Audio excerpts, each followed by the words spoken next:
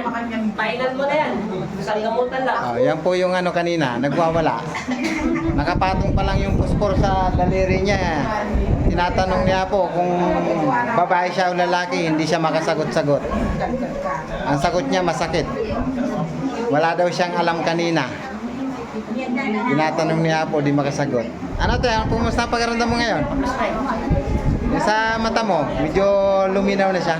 Gano'n nga po siya naglalabo nga po. Matagal mo na bang nararamdaman yan, te?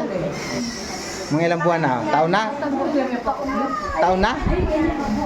Sayang eh. Hindi lang iniisip niya po yung upuan mo, inuupuan mo na mawawarak. Walang problema sa bangkuan. Marami naman bangkuan dito. Nakita ko sa taas eh. Ang iniisip ko to, baka matagal mo, hindi ka niya mabuhat. Masama pa ka naman. Lagi nga, taon pa yung taon-taon nagpapalo po ako. Makeup po. Dahil sa ano po, tapos lahat. Wala na sakit yung dumi mo. Wala na sakit ngayon. Kahit ganun mo. Wala na. Tawag niya sa sakit mo, palipad ang hindi yan sumpa. Iba yung sumpa.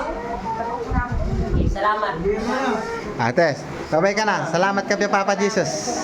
Pinagaling ka na. Bebe siya. Salamat po. From Nueva Ecija, Santa Rosa. Bye-bye siya, Santa Rosa. Thank you Lord. Bye-bye po. Gilutin mo niya si ate